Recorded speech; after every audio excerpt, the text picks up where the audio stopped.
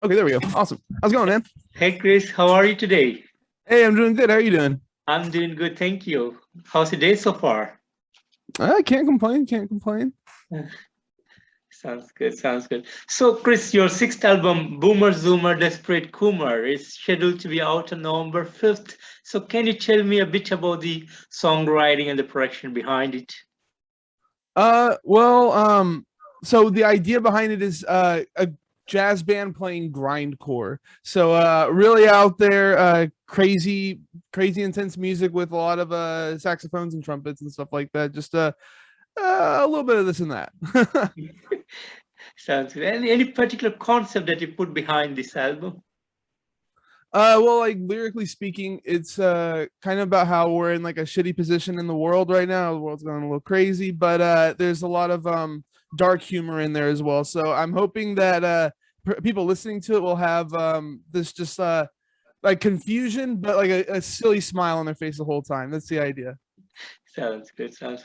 And talking about the videos that you have made, it has cartoon characters that involves political and a lot of things that has happened in the world. So, what was the idea combining everything together?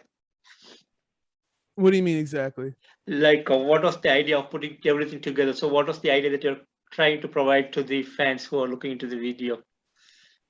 Well, so this last video is about how we treat immigrants kind of like shit, and like especially with what happened at the Del Rio Bridge kind of recently. Like, I don't get it, man. I think we could just let them in. Like I say in the song, there's 4 million square miles of land that nobody lives on. Like we could totally take them in. You know what I mean? We're the wealthiest nation in the world. It's crazy the way we treat them. Like you have videos of police officers kind of whipping them with like horse reins and stuff. It's Mhm. crazy, man. And they're people too. You know what I mean? A lot of them are coming here for reasons that the U.S. like created. So I feel like it's our responsibility to take care of these people.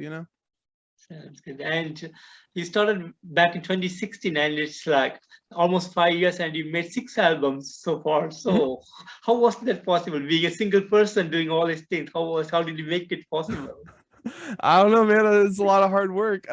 It takes me generally about like 6 to 8 months to make something too. So like I'm going pretty much all the time. Interesting, interesting. So, what would be the touring plans and next plans from here? So I do have a tour starting on release day. So November 5th is when we're going to go out. We're going to be hitting up the southeast. It's going to be me and the God Awful Truth, which is another mathcore band from Denton. And yeah, we got some dates posted. People can go ahead and look at those on like our social medias and such. And after that, who knows? Hopefully, some bigger tour next year. There's a lot of areas I'd like to hit. A lot of fans up in the Northeast, for example. So yeah. Sounds good, sounds good. And do you have any special moments that you would like to share with me today? Any special rumors? Moments, Oh, moments. spotlight moments that you had over the years. Like creating music and stuff, or what do you mean? General things like some great things that happened over the years. Um, well, I would say probably my biggest break is getting gun metal injection like a long time ago. That was really where my career started to take off, like back in 2018 or something like that. I guess that's probably like the biggest thing that happened to me and like one of the reasons why I'm still doing this. Also, I gotta give a shout out to Mathcore Index, which is this kind of promotion blog thing for mathcore. They're like kind of the center of our community, and Christian, that the guy that runs that, is just amazing, and he's another big reason why my career's moved forward as much as it has. But yeah, I guess it's all I have for like special moments. Sounds good. And how has the journey been for you?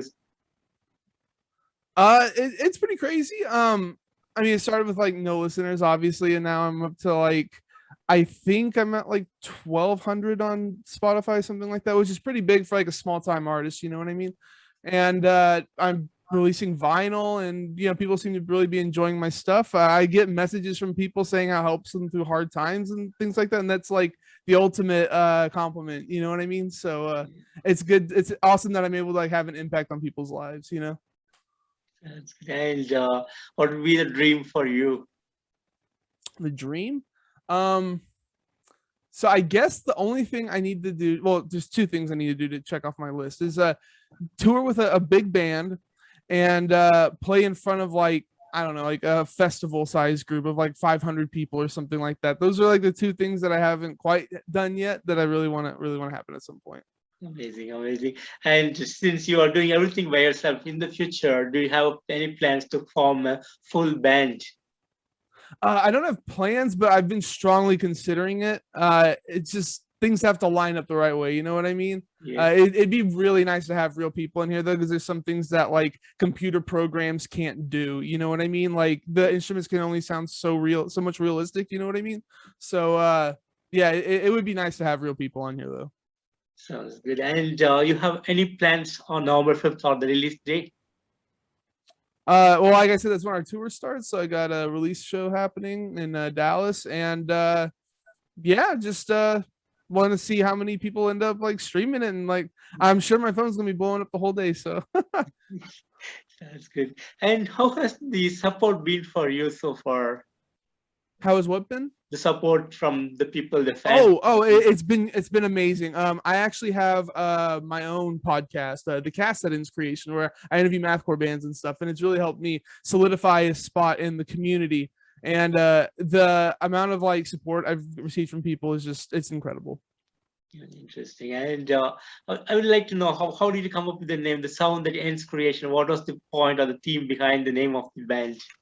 So I think it's just an awesome name. I'm pretty sure I stole it from this one band called Society One. They released an album called The Sound That Ends Creation, and I think that might have just like subconsciously stuck in my brain. You know what I mean? So, but yeah, I just think it's an awesome name, and yeah, I'm really glad that I got that one. Wonderful, wonderful. And in the future, if you would like to collaborate with some bands, what would that band be? Huh.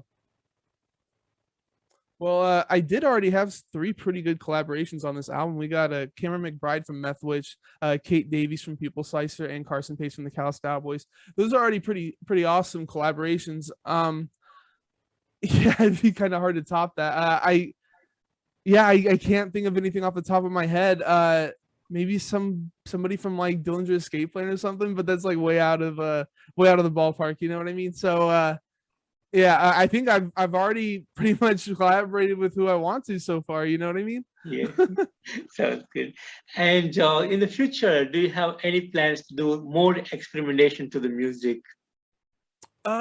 Yeah, actually, make it more jazzy, I guess is a good way to explain it. One of the criticisms I've gotten so far is that there's not enough breaks throughout the album. Like it's intense the entire time. So I want to try to like get some more slower parts in the next one, and maybe experiment with some like electronics, things like that. Great, great. And who would be the great influences for you to start making music? So I actually started making music a long time ago, and I grew up on oldies and stuff. So I had a big influence from like Elvis and the Beatles and stuff like that.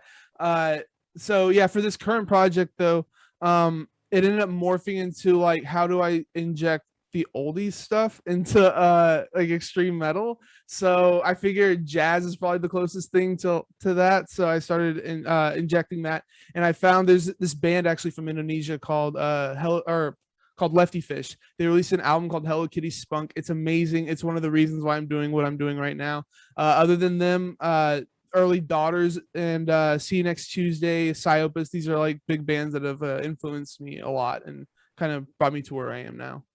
Amazing. And if there is a country that you really want to go and perform out there, what would that country be? Probably the UK right now because I think I have a lot of fans over there.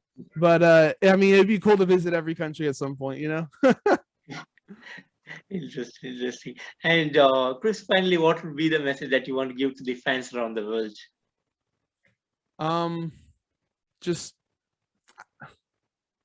I don't know really like so I would say just hang in there, things are gonna blow over, everything's gonna be good again, but everything's kind of going to shit, right? So hopefully everything turns out well and people can stay safe. But as far as like plug-in things, people can go to my Bandcamp, soundthatinspiration.bandcamp.com, pre-order the album. We got vinyl, shirts, CDs, things like that. I also got a podcast, The Cast That Inspiration. I'm on YouTube, Spotify, all those other places. So yeah.